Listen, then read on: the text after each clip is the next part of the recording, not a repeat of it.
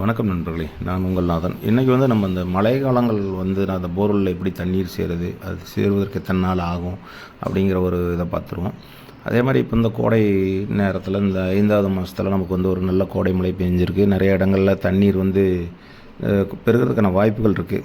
அப்போ அந்த மாதிரி இடங்கள்லாம் எத்தனை நாள் இந்த போர்வெல்லில் அந்த தண்ணீர் சேருவதற்காகும், அது எவ்வளோ மழை பெஞ்சிருக்கணும் அப்படிங்கிற ஒரு இதையும் பார்த்துருவோம்.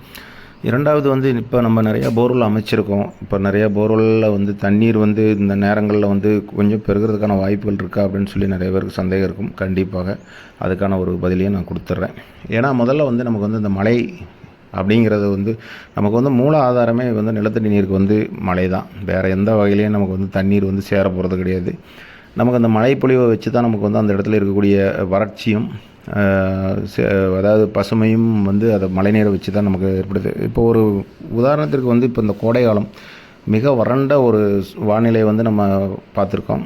அப்போது 2-3 மாதங்கள் கடுமையான ஒரு வறட்சி பார்த்ததுனால நிறைய இடங்களில் தண்ணீர் தட்டுப்பாடு பயங்கரமாக இருந்து நிறைய போர்வெல் அமைச்சிக்கிட்டே தான் இருந்தோம். அப்போ தண்ணீர் சரிவர நிறையா போர்வெல்லில் கிடைக்கல, ஆழங்கள் போய் கிடச்சிது, சில இடத்துல 1/2 இன்ச்சு கிடச்சிது, 1 இன்ச்சு கிடச்சிது அப்படின்னு நிறையா நண்பர்கள் சொல்லக்கூடிய விதம். அந்த மாதிரி இடங்களில் இப்போ இன்றைக்கி பெய்திருக்கக்கூடிய மழை எந்த அளவுக்கு நமக்கு சப்போர்ட்டாக இருக்கும் அப்படிங்கிறத பார்ப்போம். நிறைய மாவட்டங்களில் தமிழ்நாடை எடுத்துட்டோம்னா உள் மாவட்டங்களில் ஒரு சில இடங்களில் கனத்த மழையும், ஒரு மாவட்டத்துக்குள்ளேயே சில இடங்களில் மழையே இல்லாமல் தான் பதிவாயிருக்கு. அந்த மழை பதிவான இடங்கள் நல்ல மழை பெய்திருக்கு. இப்போ கிட்டத்தட்ட ஒரு 1 வீக்காகவே நமக்கு மழை பெய்திருக்கு.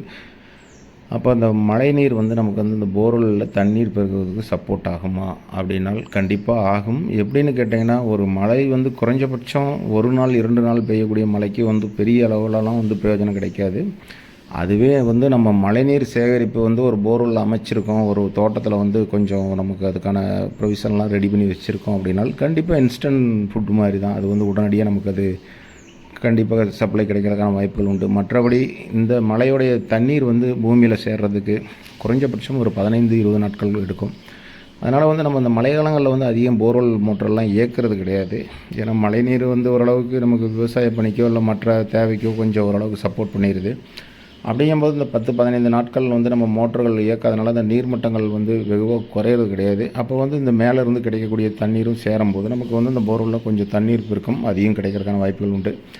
இப்போ நிறையா மாவட்டங்களில் மழை ஒரு சில இடங்களில் நல்ல கனமழை பெய்திருக்கு. ஒரு 4-5 நாட்கள்லாம் நல்ல கனமான மழை பெய்த இடங்கள் இருக்குது. அந்த மாதிரி இடங்களில் இருக்கக்கூடிய போர்வெல்லாம் அந்த நிலத்தடி நீர் கொஞ்சம் கொஞ்சமாக பெருகிறதுக்கான வாய்ப்புகள் இருக்குது. அவங்களுக்கு இன்னும் இருக்கக்கூடிய இந்த மழை, அதாவது நமக்கு இந்த பருவமழை வரக்கூடிய காலகட்டங்கள் இன்னும் ஒரு 3-4 மாதங்கள் இருக்குது. அது வரையும் நமக்கு இப்போ கிடச்சிருக்க அந்த கனமழை எங்கெல்லாம் கிடச்சிருக்கோ அந்த இடங்கள்லாம் ஓரளவுக்கு கை கொடுத்துரும். அதே கொஞ்சம் மிதமான மழை, ரொம்ப ஒரு மாதிரி சும்மா தூறல் மட்டும் விழுந்துட்டு போயிருக்கு அப்படிங்கிற மாதிரி இடங்கள்லாம் அதே பழைய நிலைமை தான் இருக்கும் கண்டிப்பாக. ஏன்னா அந்த மேலே இருக்கக்கூடிய தண்ணி வறட்சி, அதாவது நீர் வறட்சிங்கிறது ஒரு வாரத்துக்கு சமாளிக்கக்கூடியதாக மட்டும்தான் இருக்கும்.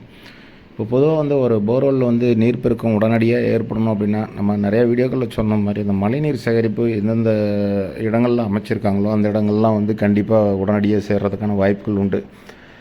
அதே உங்களுக்கு மழைநீர் சேகரிப்பு இல்லாமல் ஒரு நார்மலாக ஒரு இடங்கள்லாம் தண்ணீர் பூமிகளில் சேரணும்னா குறைஞ்சது 1 மாதங்களாவது எடுத்துக்கும். ஏன்னா மழை காலங்களில் உங்களுக்கு பருவமழை காலத்தில் முதல்ல நமக்கு கனத்த மழை கிடைக்குது. அதுக்கப்புறம் பெய்யக்கூடிய மழை சிறு சிறு மலைகள் கிடைக்கும்போது அந்த மேலும் மேலும் அழுத்தங்கள் கிடைக்கும்போது அந்த பூமியில் அந்த நீர்மட்டங்கள் கம்ப்ளீட்டாக மண் ஃபுல்லாக உறிஞ்சிட்டு அதை கீழே அந்த நீர்வழி பாதைகள்லாம் அந்த பாறைகள்லாம் கொண்டு போய் நமக்கு சேர்த்துருது. அப்போ அந்த அழுத்தத்தின் காரணமாக அப்போ கொஞ்சம் ஃபாஸ்ட்டாக அந்த ஒர்க் நடக்கும். மற்ற காலகட்டங்களில் இந்த மாதிரி வறட்சி ரொம்ப கோடையாக இருந்து அந்த நேரங்களில் மழை பெய்யும்போது அது ஒரு பெரிய அளவில் நமக்கு கை கொடுக்குமானா கொஞ்சம் சந்தேகம்தான். அதே மாதிரி நிறையா ஊர்களில் பார்த்திங்கன்னா இப்போ வெறும் சும்மா மேல்மலை மட்டும் பேஞ்சிட்டு போயிருக்கு. அதாவது எப்படின்னா உங்களுக்கு சும்மா 1 நாள் 2 நாள் இந்த ஒரு 1 இன்ச் 1/2 இன்ச் அளவுன்னு கணக்கு வச்சுக்கலாம். அந்த மாதிரி இடங்கள்லாம் உள்ள போர்வெல் முதல்ல என்ன வறட்சி நிலை இருந்தது அதே நிலை தான் நீடிக்கும்.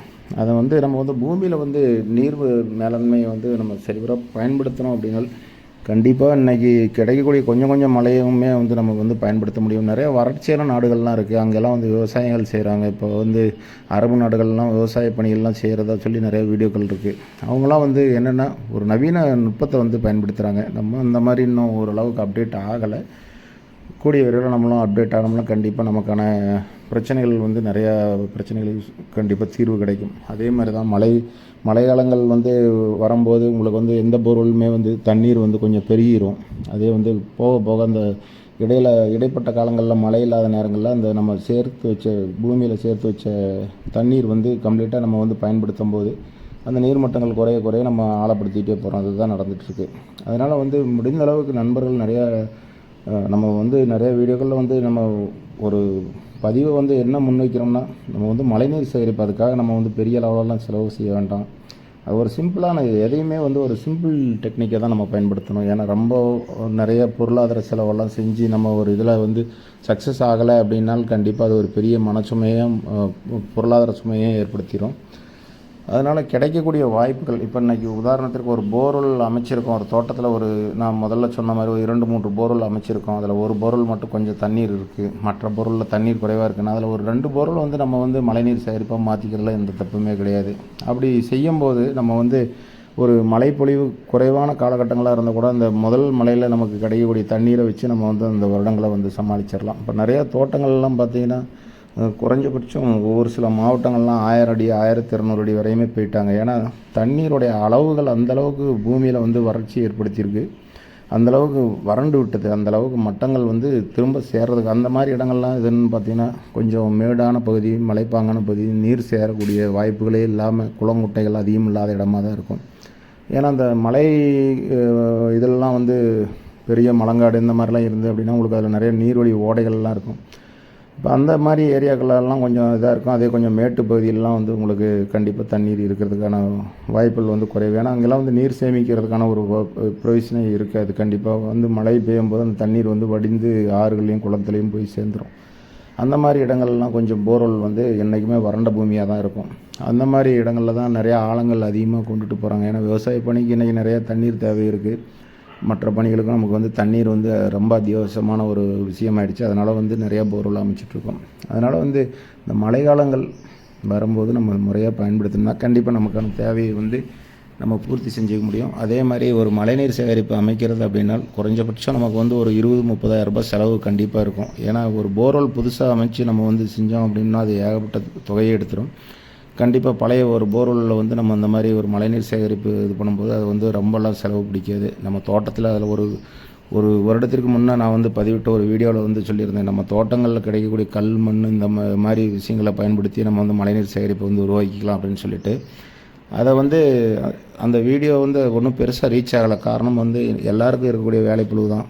ஏன்னா இருக்கக்கூடிய வேகமான உலகத்தில் அதில் வந்து செஞ்சிட்ருக்கிற அளவுக்கு யாருக்குமே தேவையில்லை. அடுத்த மழை வந்துடும், நமக்கு வந்து தண்ணீர் வந்துடும் அப்படின்னு நினச்சிட்டு விட்டுறாங்க. ஆனால் மிக வறட்சியான நேரங்களில் ஏற்படக்கூடிய பிரச்சனையை வந்து சமாளிக்கிறதுக்கு இன்றைக்கி வந்து இந்த மழை நீர் வந்து கண்டிப்பாக நமக்கு வந்து ஒரு அத்தியாவசியமானது. ஏன்னா நமக்கு வந்து வேறு வகையில் வந்து பூமியில் நீர்மட்டம் கிடைப்பதற்கான வாய்ப்புகள் கிடையாது. ஏன்னா பக்கத்தில் நமக்கு வந்து ஒரு பெரிய பனி பிரதேசமோ இல்லை ஒரு பெரிய கிளேசியர் இருக்குது. அங்கேருந்து உருகி வரக்கூடிய தண்ணீர் வந்து நமக்கு வந்து பூமியை வந்து செழிப்பாக்கும் அப்படிங்கிற மாதிரி இடம்லாம் கிடையாது.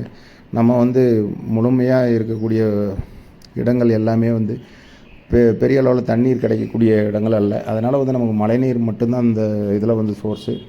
குறைஞ்சபட்சம் ஒரு மழை வந்து ஒரு 10 நாளைக்காவது நம்ம தொடர்ச்சியாக மழை பெய்யக்கூடிய இடங்களில் பூமியில் இருக்கக்கூடிய நீர்மட்டம் வந்து ஓரளவுக்கு உயர்றதுக்கான வாய்ப்புகள் உண்டு.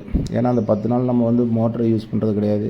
அந்த 10 நாளும் கிடைக்கக்கூடிய மழைநீர் வந்து பூமிக்குள்ளே வந்து கம்ப்ளீட்டாக சேகரம் ஆகும்போது அந்த மண் உறிஞ்சி அந்த கல்லில் வந்து அந்த நீர்வழி பாதையெல்லாம் கொண்டு போய் நிரப்பி வைக்கும்.